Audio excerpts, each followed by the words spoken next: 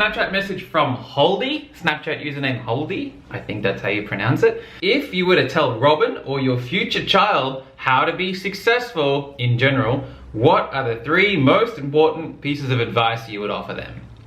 Okay, that is a good question.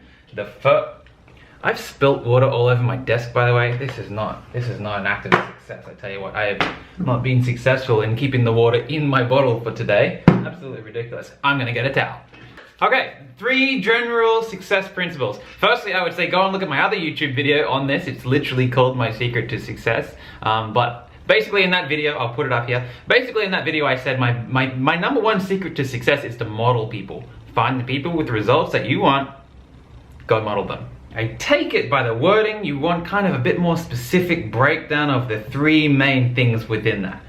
Here they are. The first thing I tell them is growth mindset. I would tell them that it's imperative that they develop a growth mindset. I see most people are completely and utterly fixed in their beliefs about what they think is possible. You can do anything you set your mind to. This God-given talent, this idea of God-given talent is grossly overrated. It mostly comes down to how much effort you put in. And I'm not necessarily talking about physical labor, effort in terms of physical labor and sweat and blood and stuff like that. I mean effort in terms of getting clear, getting organized, getting skilled up, and getting shit done. Have you guys ever played one of the online games like RuneScape, for example, where you get a little guy and he lives in an online world. He's got a big ass list of skills that you can work on, and you can move him around the map and you can work on all his different levels of skills, and the more you work on the different skills, the more XP you get, the more experience points you get. And then as you get more XP, he levels up, and the bigger his level, the higher his level in a particular skill, the cooler shit he can do. And that's kind of how real life works. It's phenomenal how much time and effort some people put into developing the skills of an online character. I've seen guys read about it, watch the bloody tutorials, read books about it, read forums. They measure their performance, they graph their performance. They work night and day trying to increase the skills and trying to accumulate XP to level up in an online game. And then in real life, they think that it's different somehow, and they project labels onto themselves in terms of, I can't do that, I'm not this kind of person. You are like the character in the game. You've got all the skill sets, you can work on them. They can be worked on and they can grow. It's not like you can go and sign up to one of these games and you go and create your character, and then all of a sudden it spits up an error message and saying, sorry, you're gonna be poor, you can't work on your money, or you can't work on your mining skill or your fighting skill. You can work on all the skills. That's exactly like real life. You can work on all the bloody skills. It's just your belief systems about what you think you can't do, which causes people to stop growing. You've probably heard a lot of people use these fixed labels. Poor people who say, well, I'm just not bloody good with money. Fat people who say, oh, I'm just big boned. I just can never lose weight because I'm big boned. They're just fixing that label onto themselves, like they can't actually learn. They can't actually learn to lose weight. They're fixed, they're big boned. Once you've set a label onto yourself, that's it, that's your label. Unless you break the label, there's no chance of growing. There's no hope that you can actually develop in that particular area. What about the romantics who say, oh, well, I'm just a hopeless romantic. I always get my heart broken. You can figure that out. You can learn, you can grow in that area, and you can get better results over time. In Australia, we have one in particular. It's probably the worst one of them all. It goes, I'm just a good, hard-working Aussie battler. A fucking Aussie battler? You labeling yourself a battler? Like you want to battle through life? It's like a hard thing. Life is so hard, you gotta battle through it. That's the label they're giving themselves? Are you fucking kidding me? Fuck. Aussie battlers. Oh, good old Aussie battlers.